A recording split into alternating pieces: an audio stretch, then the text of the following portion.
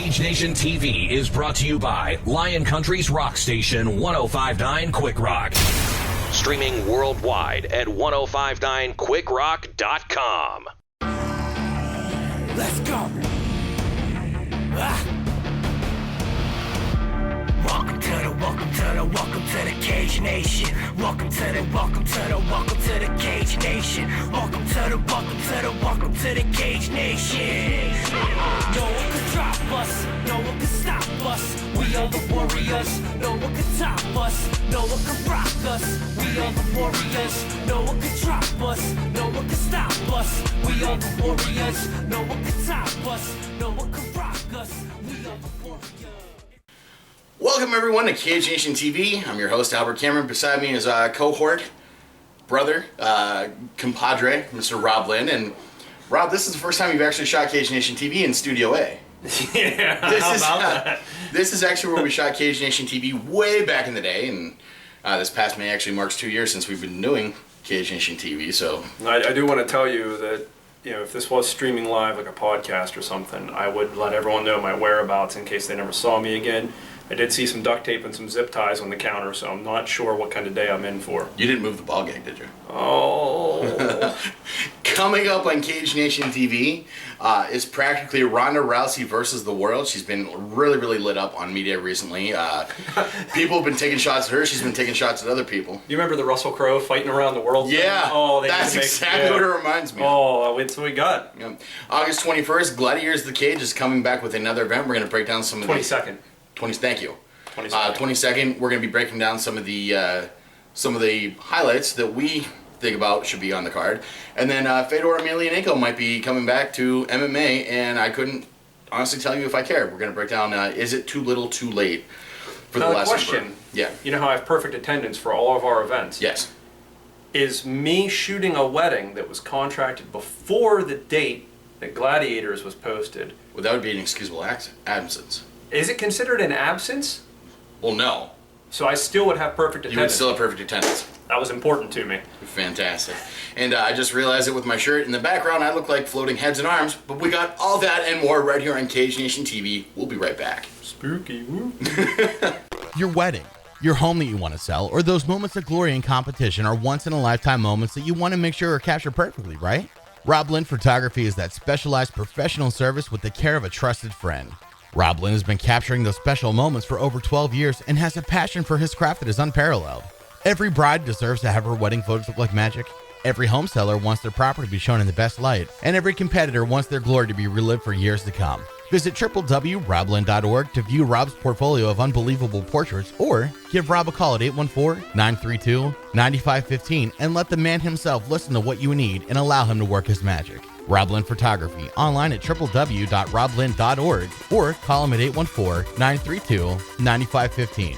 814-932-9515. Cage Nation TV, Rob. Apparently Ronda Rousey's on top and everyone wants to take a shot at her, including Floyd Money Mayweather. It's not his first time trying to fight a girl. Well, we're going to get back to that. And then we promised ourselves we weren't going to talk about it ever again, but I think we kind of have to. Chris Cyborg has gotten back into the Ronda Rousey radar. Good. Yeah. I've been calling for it. It needs to happen. And it comes to a point where it needs to be put up or shut up. Well, exactly. And okay, I think this is what you have going on with this, is that there is no doubt that Cyborg, or Guyborg, as Ronda calls her, and I'm a Ronda fan, so I'm going to call her Guyborg too. Okay. There comes a point when it's like, we know that she's good. Right. And we know that the rest of Ronda's division, not as good. Okay, and I need to word this differently. Okay, all of the top women in the world are here. Mm-hmm. Then there's two of them. I'm sorry. We'll make the next echelon. We'll call it three. We're gonna say Ronda, Misha, Kat, that are here, with Misha and Kat being here and Ronda being here. You know what I mean? Like the disparity. We talked last week that the women's bantamweight division is incredibly thin. And the UFC has had this happen before. Think about the middleweight division during the Rich Franklin, Evan Tanner era. The heavyweight division pre-Cain Velasquez, Junior Santos. Exactly. Right between Andre Arlovsky, Tim Sylvia, and then Cain Velasquez. The heavyweight division was almost on its way to extinction. And what about the 205 division? Oh, yeah. You know, until John. Well, I mean, John Bones Jones. I mean, may have been crushing cans for the longest time, and now we're kind of seeing that influx. There was a time with the UFC heavyweight division, I thought they were going to do what the WEC did. Whenever the WEC was bought by Zuffa, they're like, okay, no more heavyweights. The heaviest weight class was going to be 205. Yeah, I thought it was going to happen. And then even then, it was, okay, no more heavyweights, no more middleweights. It was actually, for a while, it was 170 to 25, I think. Yeah, was and, the WEC and that's what weight you classes. had. And think about this, too. The heavyweight division, and this is a little sidetrack, the heavyweight division in a lot of MMA has suffered because even regional and local, you don't see as many heavyweights. It's It's hard. there. And then you have a couple of them that really want to fight, but they can't find people to fight. I think in the last 3 years, I can count on one hand how many heavyweight fights I've seen. Oh, live. definitely. And most of them had Clark Young in them. but Floyd Money Mayweather said, Ronda Rousey can come talk whenever she's a human ATM like I am. And then Ronda Rousey turns around and says, well, Floyd Mayweather wouldn't be used to a woman beating on him this time around. And okay, this is something that needs to be said. Yeah. For one, I am not okay with the whole man beating a woman thing. Correct. I'm not okay with a woman hitting a guy thing. To me, there's a certain disparity. If you're a guy, you're a gentleman, and Floyd is not a gentleman, but No. you're a gentleman, you don't hit a woman. However, if you don't want hit, don't hit a man.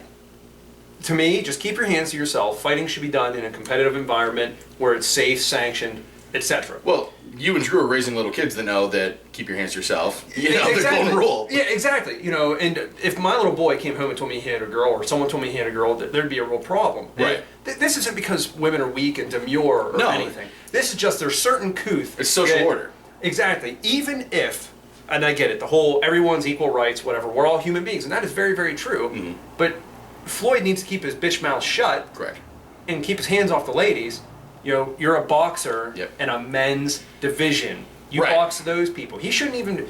Ronda Rousey should not be in his vocabulary unless it's to say, hey, I ordered the Ronda Rousey pay-per-view and I'm a little bit jacked off that the main event lasted 34 seconds. Thank you. That's it. He's a boxer. She's a Right. professional mixed martial artist. For- totally different. For media to be covering this, I mean, even to a degree, us covering it. Is there even any other news to talk about? It must be a slow news day.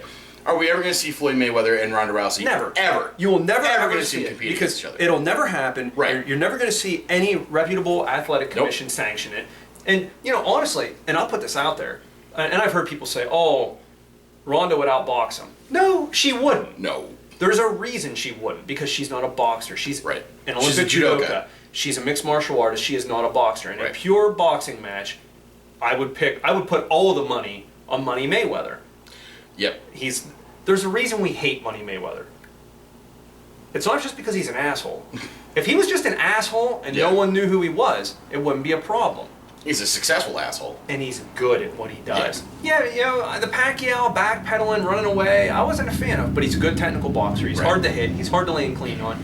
And There's you a have- reason why he's undefeated. Exactly. And you think Ronda is going to be the one to crack that No. if they would fight? However, I'm sure that someone out there would be like, hey, if we could put this together in an MMA fight where Ronda hip tosses him and beats his face in through the mat, I'd pay to watch it. Yeah. But it's still against social order. It's not right. It shouldn't happen. Oh, They shouldn't be in each other's vocabulary. there shouldn't be in each other's mouths. I mean, as Exactly. far as speaking about each other. And then why the hell is she talking, either of them talking about money? Okay, it has been long known that the highest successful boxers make far more Oh, yeah. than any of the other fighting athletes, and they even make more than the people in their own sport. Right. Okay, like UFC, you have a couple of your champs that are making real mad money. Yeah. And then you have a couple, like Demetrius Johnson, he's not pulling GSP money. Right. But the Reebok deal is certainly helping him out. Him didn't help Stitch. Neither did freedom of speech. Right. However, you have the lower tier fighters, they're Right. still getting 8-8 to fight.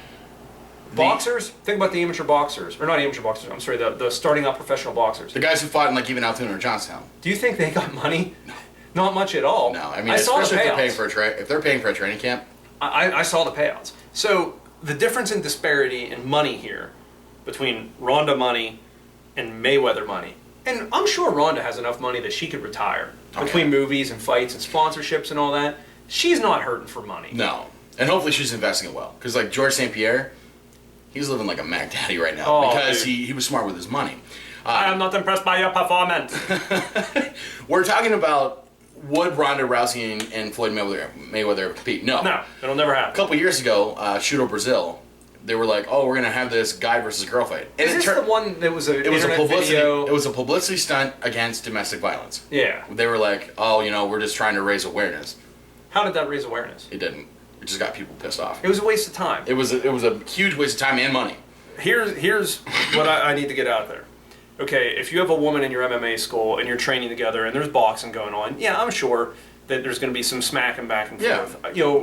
I've trained at the gym when there's been girls there. I've rolled with them, worked out with them. And, I don't want to say you hold back, but there still is that I should not be striking a woman thing. But if you're training, that's one thing. Right. And I'm sure this too. Like, say in Ronda's gym where she boxes and she's boxing with men, I'm sure that all those men outside of that gym would still jump to protect her if they need absolutely. it. And I'm not saying that she needs it because, Jesus, she's a beast. But what I'm saying is, the message from this, boys, keep your damn hands to yourself. Right. Well, speaking of fights that may actually happen, do you know there's a movie coming out soon called Straight Outta Compton? Oh, God. Yeah, and everyone's been using these Straight Outta memes. Like, I saw a terrible one with Paul Walker that I'll show you later. We'll save it off camera. It's actually very tasteless, but... He said funny. Cyborg used one that said Straight Outta Excuses with Ronda Rousey's picture on it. That's the level of what society's come to. Whose excuses?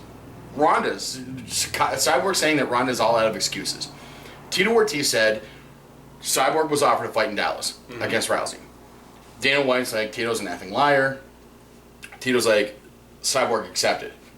Tito's an effing liar.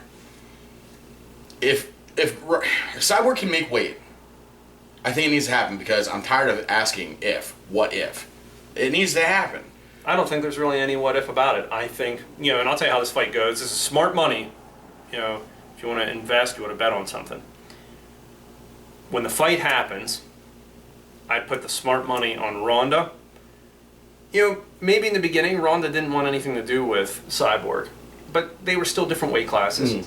And Ronda was a fledgling, whereas Cyborg had been fighting for a while. But I think that Cyborg also has a little bit of what Ronda has going on. She's just been too much better than her competition. Do you think that the hook and shoot Ronda Rousey could have beaten the Cyborg that was competing in Brazil? I don't really know that I would take that bet. Okay. Early Strike Force Ronda Rousey versus Early Strike Force Cyborg. That'd be about an even fight. Because if it stayed on the feet, I think that Cyborg would have destroyed Rousey. Her hands are still not that great. And that's how can I say that? You have a TKO of Alexa Davis. You have the recent knockout of Betcha Kohara. But look at her hands. She was dropping. She was eating shots. Maybe, hey, you know what? Maybe eating shots is her thing. It worked for Chris Lieben. You know what I love about UFC Fight Pass is I can go back and look at fights of all these different promotions. And I was doing prep work for a Cyborg. And we're going to talk about Cyborg. Her hands and her standing ability is very good compared to who she's competing with. Would a Cyborg who competed against Shayna Baszler, I think in that fight, Cyborg's stand-up looked better than what maybe Rousey did on a technical standpoint. She squared up a little bit better. She planted her feet better. She threw more accurate strikes. Rousey clearly has the raw KO power. Oh, yeah. Look at how she's built. She's built very powerfully. Brick shithouse. Yeah, and this is another interesting thing. When you look at her, and she's very lean when she cuts weight. You see the other girls come in, they have like all of these like, the cut abs and all that, and part of that's genetics, from a genetic standpoint. Now, this is a little bit of a diatribe, but you look at Ronda, her core is just solid. Yeah. And you know what though? You can get punching power. It comes all the way from the feet into the core, all the way across. Starts at the ball of the foot, travels through your butt, through your core, through your Nothing fist. goes through my butt.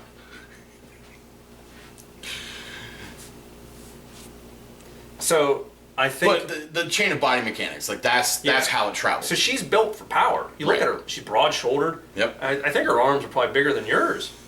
She does have big arms. Like when you watch the UFC like hype videos, she's got like she's diesel. She is. Yeah. And not an ounce of body fat on her, so that way when she cuts water weight, you're seeing that definition. It's like you ever see the pictures of Charlie Gathers when he's fighting Jimmy Serra? Don't. I forgot about that. Oh, that pasty white leg with all those veins. I'm talking about the one with the back muscles. Oh, okay. I was talking about the one he posted. Oh no. It looked like spider web. Yeah. I think I wrote on the comment like barf or something like that. But his back, and because Chuck had really good body weight management. Yeah. For that particular fight, so when he cut, it was all water weight, and he was able to And get on it right top down of there. that, too, he is pretty lean to begin with. Yeah. But, back on the topic here, I think that current Ronda beats current Cyborg. I would disagree with you. Wow. You think current Cyborg beats current Ronda? No, I think when you say the current Ronda beats current Cyborg, I think it's a 50-50 shot. No. What? No. Cyborg's coming in heavier. Mm-hmm. I mean, she's not. She's coming in the same weight. She has to cut more body weight to get there. She's going to fatigue faster. Ronda's a blitzkrieger. I just don't think it's going to be as open and shut as what some people do. I think Cyborg's going to be able to keep her at bay with strikes. I think Ronda might respect Cyborg's hands a little too much. No. You don't think? No. And you know what? If Ronda catches a shot and drops like a bag of potatoes, yeah, maybe. But I foresee Ronda closing the distance, throwing her on the ground, getting her in a scarf hold, and just beating her face repeatedly.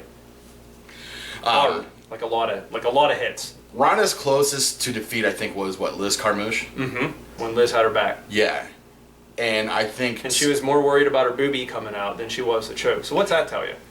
If you take my back, I'm worried about the choke. I don't care if my boobie comes out.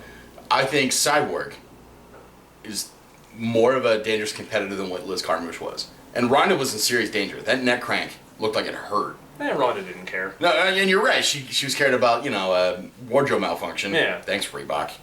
Oh no, that was pre-Reebok. Never mind. So I mean, it needs to happen. We need to stop talking about it. Hopefully, Tito was just letting cats out of the bags and is coming for Dallas. Hey, you know what? I bet you if they put it in Dallas, the Cowboys Stadium, they could sell that out. Oh yeah. I don't even. Wouldn't be the first time they've had women headlining an event there at the Cowboys Stadium. I think that was a Cowboys joke. I don't really follow football too much. Yeah. My favorite team's anyone that's playing Pittsburgh. And I only do that to make people angry because it's something to talk about. He does. We're going to take a quick break. Coming up after the break, Gladiators of the Cage is returning to action on August 22nd. We picked out some fights that kind of drew our ire, and we're going to talk about why those fights are important, why you should certainly go pay your money to go see them. And then after that, we're going to be talking about Fedor Emelianenko. Is it too little, too late? All that and more right here on Cage Nation TV. Did you know that Cage Nation TV covers fights over a wide range of cities and states? We've got friends and viewers in major cities like Pittsburgh, close friends in the burgeoning fight scene like Altoona, and new friends as far south as Virginia. We want to put our brand to work for you, and the easiest way to do that is a sponsorship with Cage Nation TV. Every time we go to a fight, your brand comes along with us. Every time we break new ground, there you are. Sponsoring Cage Nation TV is a great way to get your product to new clients or remind old clients why they need your product in their lives. Contact Cage Nation TV by email at cagenationtv@gmail.com or visit cagenationtv.com. By email at cagenationtv@gmail.com or visit www.cagenationtv.com. Cage Nation TV, Albert Cameron, your elected official, right here with Rob Lynn, perfect attendance. Who voted for him? Were you a write-in? Did you write yourself in? I did. There was two voters. It was me and Drew, and he didn't show up for this polling place. So it was me. Drew sucks. Speaking of, Drew was actually in Pittsburgh on day of filming, and hopefully he's enjoying himself. And yeah, I hope he's not. And that's actually why we're filming in Studio A, is because Drew has the camera or the key to the studio. B. We will be back there next week. So Rob, Gladiators of the Cage, August 22nd, Pittsburgh area. I believe the Sirius Shrine. Great venue. Great Fantastic venue. I may be saying that because I'm a Shriner. I belong to the Jaffa. Yeah. But still, I'll know. Well, this. I mean, the Jaffa, the Sirius Shrine, both of them are great, fantastic venues for seeing combat sports. Card is subject to change, of course, so by the time this hits the... That's without saying. And if we picked 4 fights we're going to talk about today, it's not because the other fights are not noteworthy. We just may not be knowledgeable enough on the fights of the fighters to be able to... I don't know what he's talking about. ...intelligently report on them. If there's one thing I know, it's everything. Fantastic. My boss always says that right before he gets very rude. But we do need to say this, okay? Before you talk about any of the fights, Why should you see a Gladiators show? Because the production for a regional promotion of that size is top-notch. absolutely fantastic. It's top. You name, regionally speaking, Can't. better promotion and production than Pinnacle and Gladiators. You can't. Pittsburgh, And how do we get treated when we go to those events? like good Royalty. friends. We're Yeah. treated like really good friends. You know what? Yeah, that's better than royalty. It is like good friends. We go there. Everyone knows who we are. We get no grief from anybody. I would say that either of those shows come up. I don't care if it's cats and dogs on the fight card. Yeah. You know, well, no, I shouldn't say that because we don't want anyone to say about dog fighting. But, you know, I don't care what it is. Go watch a Gladiator show. Go watch a Pinnacle show.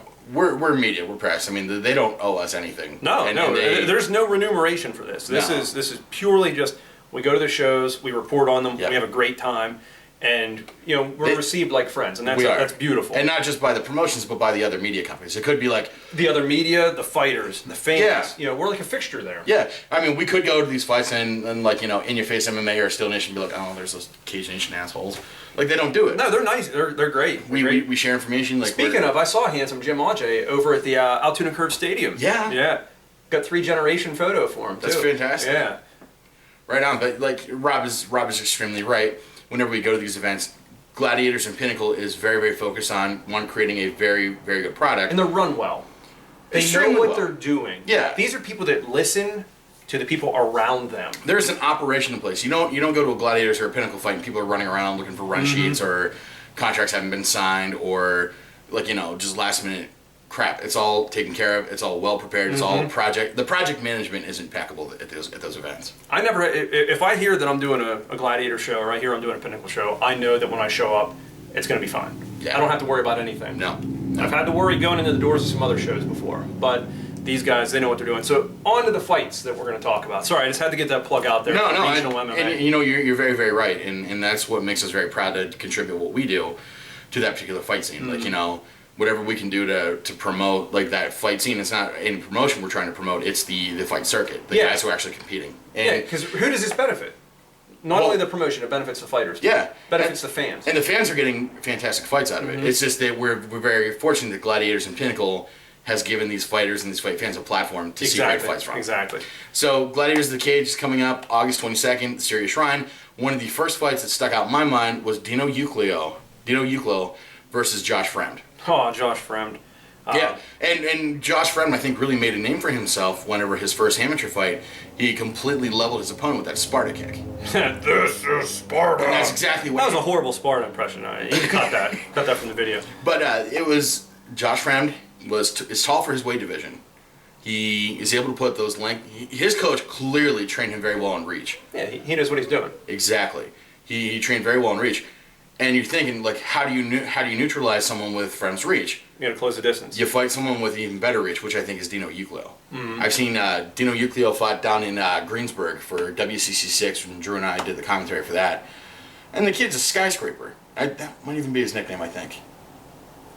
I'll check on that. I'll check on that. But I mean, he really is. His core is solid. So he's able to make weight, but he's so lanky. He's got fantastic reach. So I think Dino Euclio is going to be able to take one of those weapons away from Josh Fremd.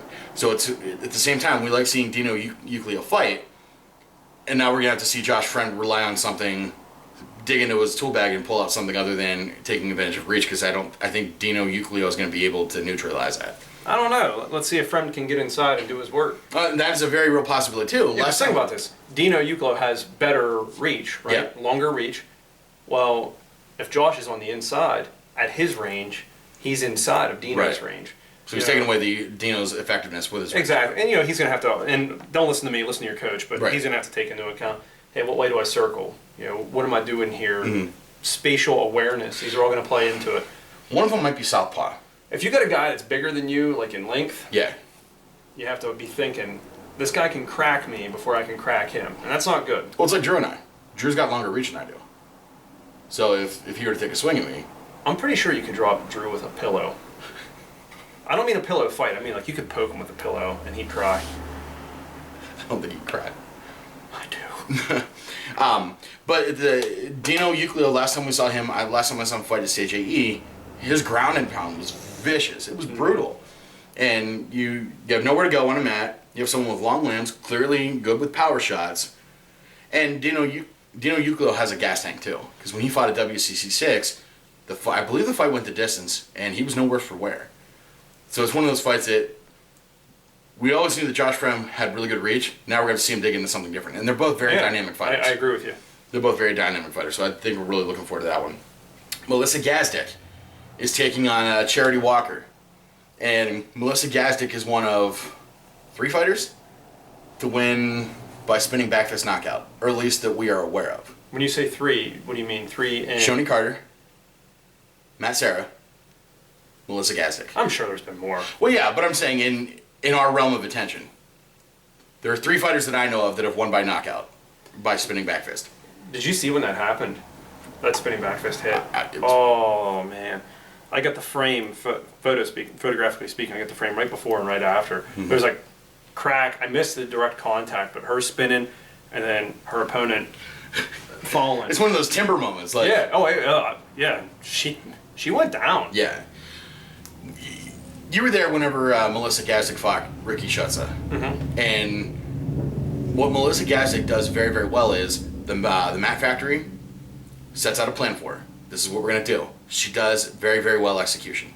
She knows this is what the plan is. I'm going to go in there and do it. Well, that's what's important. If your corner and your team is telling you to do something and you train a certain way, fight that way. Well, especially if your corner's giving you good advice. If you got someone in the corner just screaming, make him pay. Oh, dude, that's my favorite. Make him pay! Make him pay! Where's the valuable information in that? Well, making him pay. With what? Reebok. Melissa Gazdick just reared back and just brought those knees down from like the stratosphere against Ricky Shutza. Yeah, I don't think I'd like to get hit with that. That's no good. When Melissa Gazdick, when she fights, I think when she fought Courtney Kern. Courtney Kern is a very, very strong fighter. She's tough. It's like hitting steel. Melissa Gazdick did a number on her. I don't hit women, so I wouldn't know what hitting her is like. When Courtney Kern fought Maggie O'Neill at CDMMA 7 in Altoona, the first fight. I watched it. I'm just being a dick. Right. As normal. Hey, if you're good at something, you gotta keep at it. Exactly. So Melissa Gazdick clearly has a good game plan. She has knockout power. Charity Walker is no slouch either. No, this isn't bum fights. This isn't a canned fight. And that's what Pittsburgh doesn't do. Pittsburgh does not mismatch. No. Like, any promotion that travels through, and that even goes to like Ohio and West Virginia. Yeah, I was talking about this, and this is an interesting sidetrack, and we do this a lot, but this is because it's kind of conversation's engaging, right? So, as a matchmaker, and I did this before, and then after I did it, like, as the official matchmaker for a promotion, I helped with matchmaking afterwards. It's an arduous job. I would not want to do this again, and you would have to give me a lot more money. When fighters drop off the card, you're the one and looking like... Let me tell you a quick story. So, one of my judo coaches, Jason Dignan, okay, so I learned judo over the years, and my coaches were Jason Dignan, Pat Johnston, Jimmy Dignan, okay, and in no order, like, we're all like family.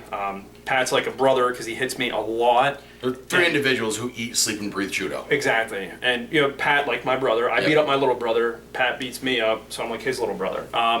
But with that said, Jason told me, he said, Rob, you will put a fight card together 5 or 6 times. Nah, you know what the hell you're talking about. And Jason was right. He was right. So listen to people that know. There's more of that story. And I put this card together, and we had so many dropouts, so many people come in. We still, at the end of the night, we had a great fight card. It was one of the best for that promotion. In my opinion, the matchmaker who would succeed me, he may disagree, but, he's a good cat, too. Yeah, very good at what he does. But the discussion point is, at what point did you make a proper matchup, and at what point was it a mismatch? And, nobody really likes to see a boring decision, okay? No. People back and forth, whatever. But I think that when you have a fight that either goes the distance or goes, middle of the second round or something, and you have competitive back and forth action where no person was completely starched, you don't have that mismatch, and that's good matchmaking. Like Rousey Correa, that was a mismatch. It shouldn't have happened. Let's talk in global terms of what a mismatch and what a good matchup is. Okay. A mismatch. Correa, Rousey. Mismatch. A perfect matchup. Verdum, Velasquez. I was going to say Griffin and Bonner. Griffin and Bonner. Which, Griffin and Bonner, I think, and you can disagree with me, and then that's what makes it good for conversation. Griffin and Bonner was the fight that brought mixed martial arts to the mainstream and got it I don't accepted. disagree with you at all. Okay. Not one bit. I remember watching the Ultimate Fighter 1 finale. I don't want to be on Dana White's nuts at all. No, not at all. But it's true. And it's not being on Dana White's nuts. It's acknowledging that Forrest Griffin and Stephen Bonner was such a slugfest that you're on the edge of your seat, but like, which guy's going to drop? How Which many guy's going to people, drop? and if you look at it, there were Millions tuned in. And there were round media two. outlets. There were media outlets that thought Bonner won. Yeah. Do you know what I mean? Yeah. So it wasn't like a complete blowout. Right. The case could have been made for either person, and there's a reason that both of the people got a big contract. Exactly. You know. But I don't think Bonner got the car. But Correa versus Rousey being on one end, Bonner versus Griffin being the perfect match. Like, that was the perfect idea of a matchup. Pittsburgh always finds fights that are closer to the perfect end of the matchup than the mismatch. Yeah. So, like, if a guy wins by knockout, it's because he had quality knockout power, and his opponent was never in a chance. He was never brought in to just be knocked out. Exactly. They don't do that. No. So and that's what makes the Pittsburgh fight scene great. The NAAFS, they're very good at really good matchups. I mean, the NAAFS had Tyler Saltzman versus Cody Garbrandt. So that was a fight. That was a fight. West Virginia with the strike-off. Like, you know, they put on. We've learned the lesson. Good quality fights will draw a good quality crowd, and that's what gives us so much to report on. Is because of that. Exactly. I'm sure that you get a guy you don't know anything about. Right. There's times that a mismatch happens. Right. But just saying they make good matchups, and Charity is not a mismatch. She's not being brought in to lose. No. She's being brought in for a fight to entertain the fans. Doing the look on doing the research on Charity Walker, TKOs, submissions to a strike, like, her record is just like this story of this person who's willing to go in there and throw, and that's the kind of fight that Melissa Gassick needs. Yeah, think about this. So is it Charity? Is there any idea that she's coming in to lose, or No. is it Melissa stepping up against the beast? Melissa's being both of these ladies are being challenged, Yeah. and that's what makes for great fights. Both these guys being challenged. Co-main event. Yeah, let's talk about the co-main. Co-main event. Adam Milstead versus Lewis the Beast Rumsey. That's going to be a hell of a fight. Yes, Rumsey. Rumsey's coming off a loss against the Dragon Spawn, right? Yeah. That was a fight. Even though he lost, Rumsey's stock went up in my mind. Well, think about it. He fought a veteran, decorated. Yep. And I'm not saying that Rumsey isn't decorated. Rumsey's had fights. Yeah. And he's a Bellator veteran fighting UFC veteran. Exactly. You probably had a better look than what I did. There was a point where Rumsey looked like he was breaking through the defense, and it looked like it was going to go.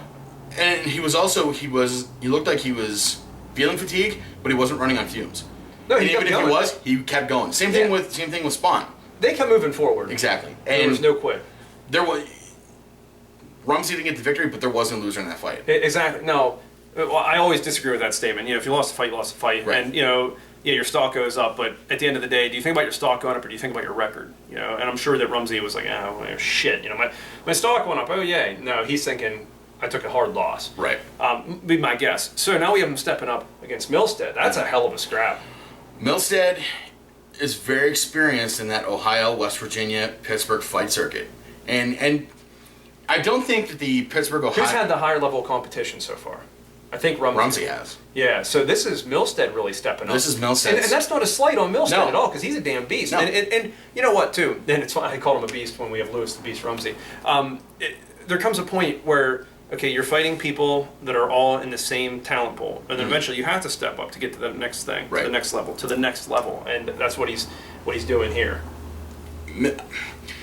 In the Pittsburgh area, we don't have gatekeepers. No, there's no one that we say, oh hey, if you can beat John Smith, if you can beat Drew Shannon, if you can beat John Smith, then you might have a shot at being an upper level guy. But until you beat that gatekeeper, we don't have gatekeepers in Pittsburgh. Mm-hmm. We have a ever evolving pool of young talent who are hungry for competition. I think about this too. Our athletic commission wouldn't sanction one of the best ones here. So Dana White said that himself, and not to hug on his nuts, but for Dana White to say that a commission's good, I mean, especially someone who's like notoriously combative with the athletic commissions, I can imagine Greg Serb would he'd serve Dana White too. Like if Dana White was in his face, like MFing this, MFing that. But he'd do it. He'd shut the fight down. Oh, that'd be great. And that's what's great about... No, it wouldn't be great to watch that happen. But that's what's great about Greg Serb is he's a no-nonsense, no-bullshit kind of guy. He doesn't care who you are. No. There's rules that follow, there's protocol, there's a reason. There's a reason why... what's his name? Dan White. No. The Let Me Bang Bro guy. Lane, what's his last Just name? let me bang, bro. Yeah. What's his last name? I don't remember. Well, I don't think he's ever going to fight in Pennsylvania again. Yeah, I Because agree. he pulled some shit, and he got served. Yeah, the only way he'll fight in Pennsylvania is if Greg's no longer working for the commission. Or it's in someone's backyard. Pretty much. I could see Tank Abbott and the other nobody doing that. Scott oh man, I just watched Tank Abbott in a backyard fight video. It was like, When they were saying screw the UFC, Yeah, this is real. it was this like is great. the Has Been Fighting Championship. Oh man. So let's go to our main event. Mike Wilkins versus Well, hold Rowdy. on. No, I went ahead. Who are you picking to win, or are you not going to pick? I can't. It is because the talent is too stiff. I mean, if it were a mismatch, if we were close, the fight was closer to the mismatch end of the spectrum. You'd pick. Okay. Yeah. I'm going to pick, if it goes like a brawl, not a technical fight, but a more slugfest, I'm going to pick Rumsey. I think that if Milstead, he picks the pace, he picks his shots, Yeah. he works wrestling and stand-up. Right. He brings a complete mixed martial arts game to it. I can see him, if he brings a technical fight, I see him winning. But that's not to say that Rumsey's not technical. He is. Rumsey has more submission acumen than I think people give him credit for. Oh, I've rolled with him. Okay. I had a fully extended leg lock on him, and Yeah. he was just like, leg curl, roll over, you're choked. Now, granted, I'm a lot lighter, but Right. the whole leverage thing, Helio Right. Gracie. But think about this though for a second. Would you want? Well, neither man. I wouldn't want either man doing this to me. Rumsey with one hand around the back of your neck, just giving you shots right up against the cage. Hell no, I wouldn't want that. Right. And that's the kind of fight that I think Rumsey's going to excel in. Is just like a Randy Couture-esque Yep. fight.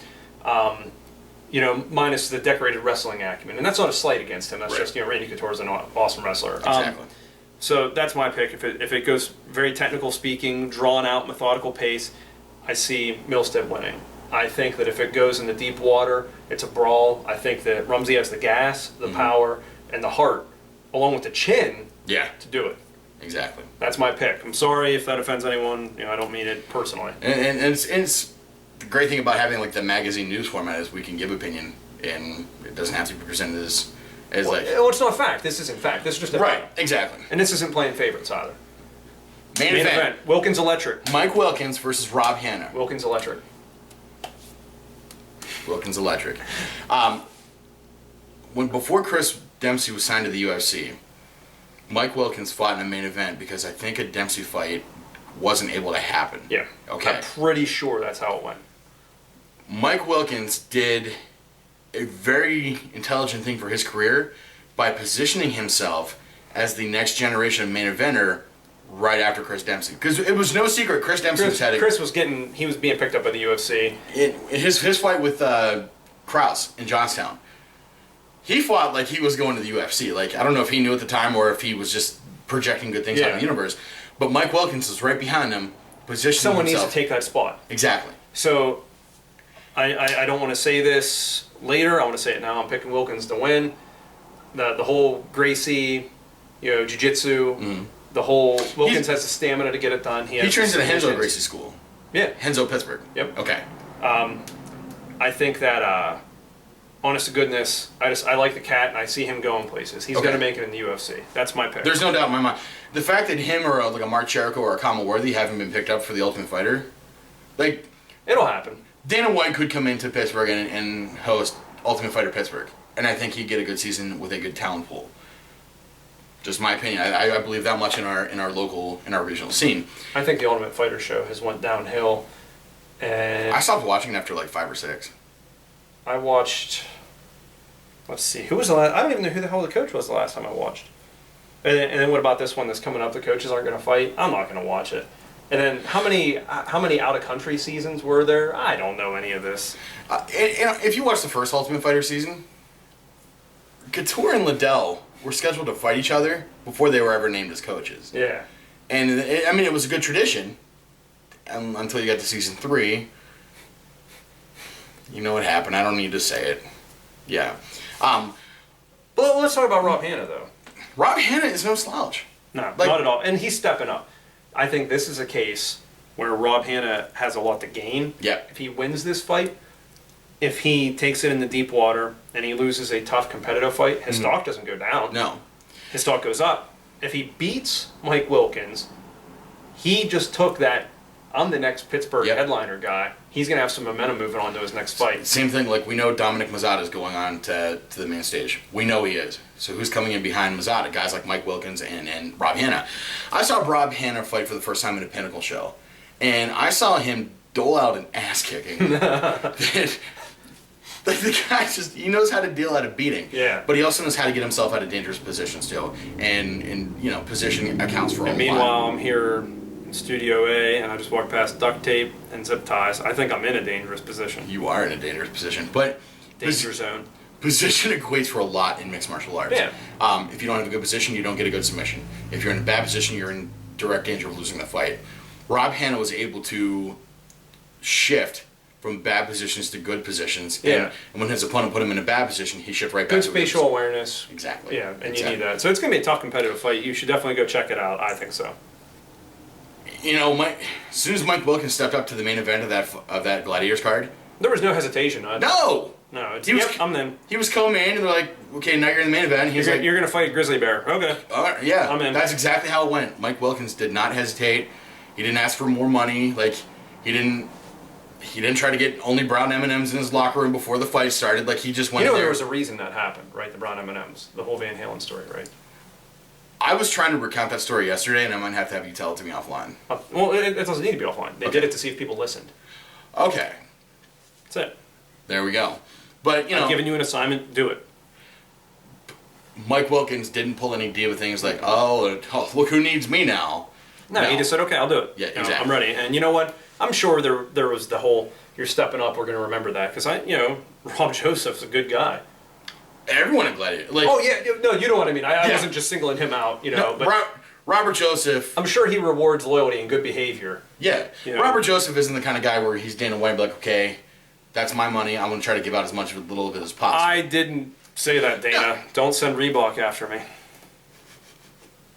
You might get $200. You might get $200 out of the sponsorship, Rob. I thought I got 500.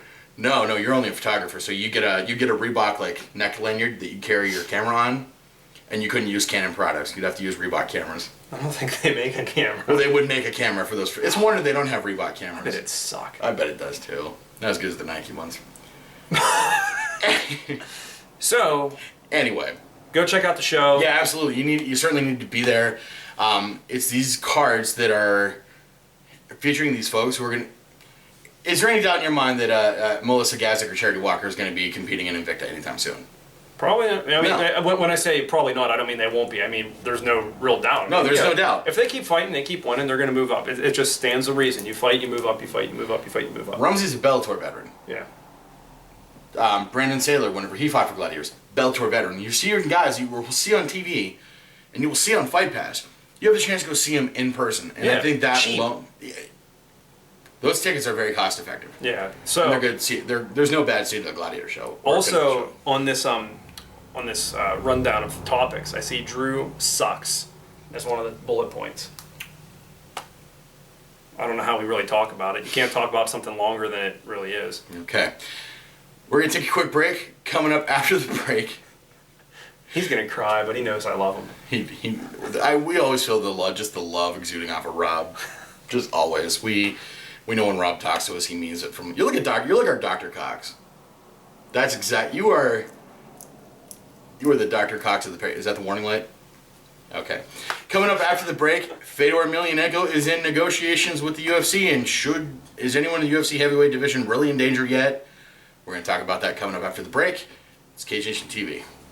Planet Aries Records. Independent music from our amps to your ears.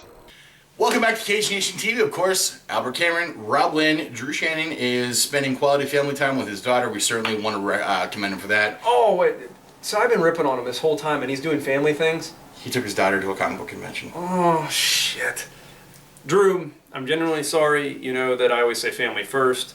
I still think you're a dweeb, but Pat might have to hit you now because he's really big on the family thing too. no, Pat won't hit me. Okay. Pat's all about making fun of Drew, and Pat knows how I feel about family. Yeah, we're absolutely. family. He hits me a lot anyway. But at the same time though, when Pat beats on you on a mat, there's also a lot to learn from it as well. sometimes I have to wonder if he's just going to start hitting me when I'm walking around. Like, I did that shit to my little brother, you know. Just jump on. Yeah, like blindside tackle the quarterback. You never do that. Well, you know, that's the kind of excitement that you need in a friendship. Is just, you know, is he going to say hi to me? Or is he going to punch you in the mouth? Exactly. I know I'm going to hit one of these days. So Rob, you have to understand, we've been doing this for years in front of this camera, in front of this backdrop. It's always been Drew to my right. Rob, I have a really exciting headline from 2007 I want to share with you. Good, do it. Fedor Emelianenko is in talks with the UFC. Look, It's only 8 years after the fact. yeah, he's past his prime. He's not going to make the wave that he did before. Not even close. And you know what? I think part of the stigma with Fedor is gone.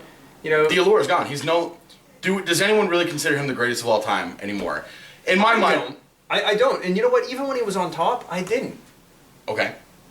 What was it? The Hongman Choi fight? Yeah. Really? Really? You have a guy that's 20-something and won because of the whole cut on the eye thing. So we're saying that we're on this side of the mismatch. Yeah. Yeah, they picked some damn cans for him. You know, and don't get me wrong. I'm not picking on him because he's Russian. I love Russian culture. But, Yes, you do. with that said, I just think that Fedor's mystique was built on crushing a few cans. We talked last week about the Pride Magic not being able to be recaptured. Yeah. And we talked about a lot of guys who were transplanted from Pride who did not do well at all in the United Correct. States. Fabrizio Verdum did. Yeah. Rampage Jackson did. Well, in an age where the light heavyweight division was kind of thin post Chuck Liddell. Marvin Eastman, that was a fight. Did you ever see the first one whenever they were in King of the Cage? Not a bad fight. No, but Not terrible. the new one. I mean, No. Come on. Marvin took a couple days off from the prison Right. job. Exactly. You know. Exactly. Well, okay. He had like a 2-weekend prison camp to get a quick payday by getting beat on by Rampage. Did you ever see the Marvin Eastman cut from Vitor? I digress. Fedor's last 3 wins were in M1 Global, in Russian territory. It was Pedro Hizzo, Oh, well, okay. When was he last relevant? Ultimate 2. And I'm not picking. No. Pedro was a badass. Right up there with Marcos Hua. The mystique's gone. Yep. Next. Satoshi Ishii. And then He hasn't been relevant since ever. Jeff Monson. He hasn't been good since the UFC. He's decorated grappler, big strong Yes. guy, off his rocker Oh, mentally. completely nuts. Oh my god, that guy has been choked one too many times, I think. I don't know. He has like a developmental disability or something caused by ages of grappling. Do you know what he did before he became a pro fighter?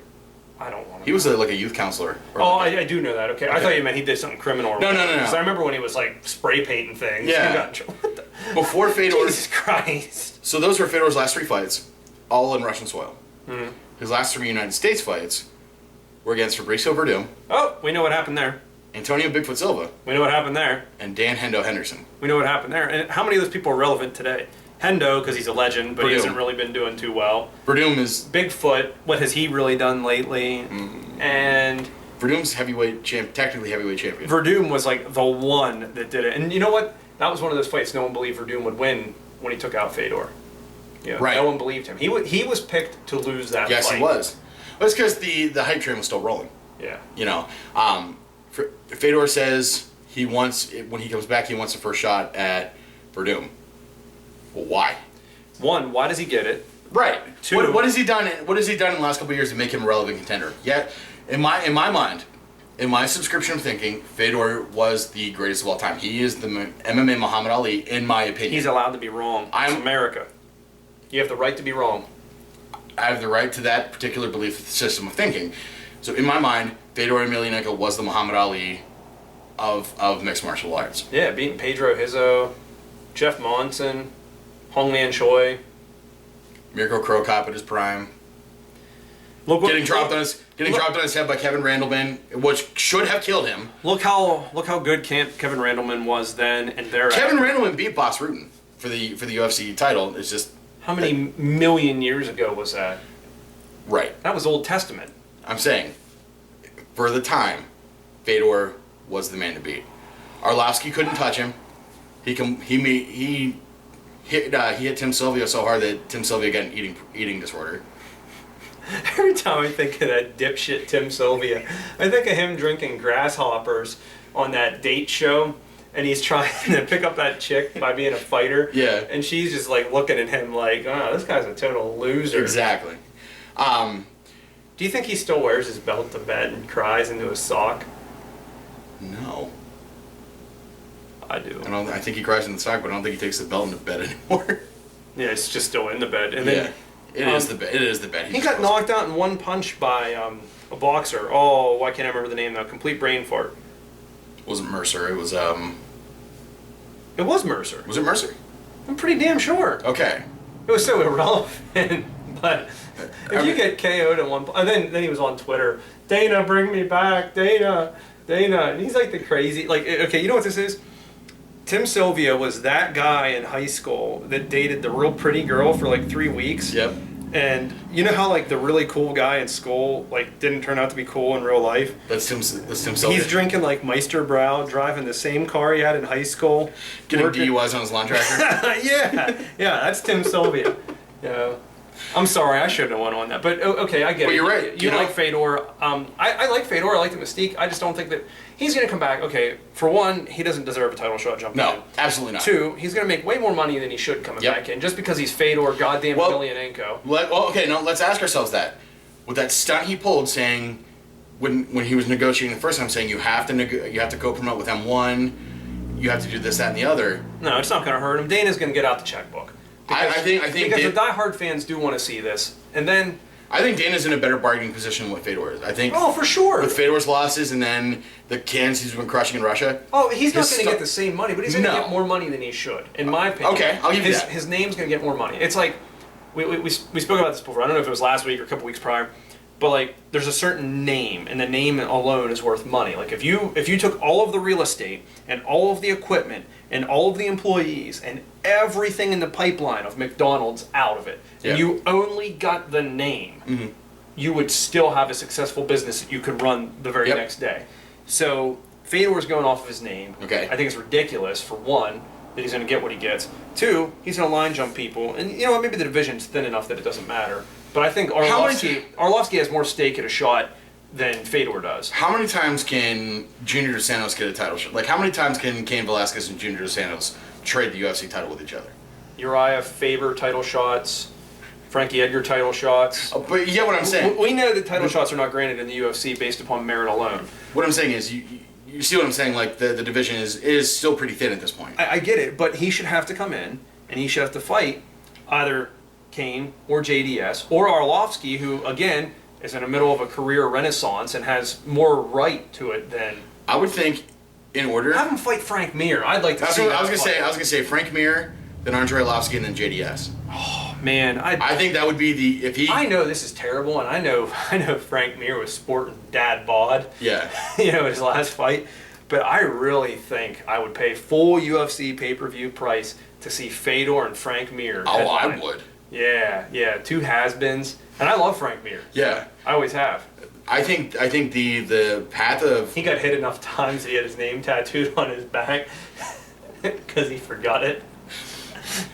the path of fights I think Fedor would have to take to become relevant enough for a title shot would be Mir, Arlovsky, and then JDS. What about Mir, Arlovsky, Velasquez? Yeah. I mean, Velasquez was title holder. He was dominant. He's 2 to 3 fights away tops from being it, but he should not get the immediate title shot. Not even close. Yeah. And then we're talking like he's already signed the deal. Dana White could be notorious for being like. It's going to happen. You're going to see it happen because you know what? Pay-per-view numbers. Pay-per-view. Well, numbers. okay. Let's Reebok. Let's think about this though.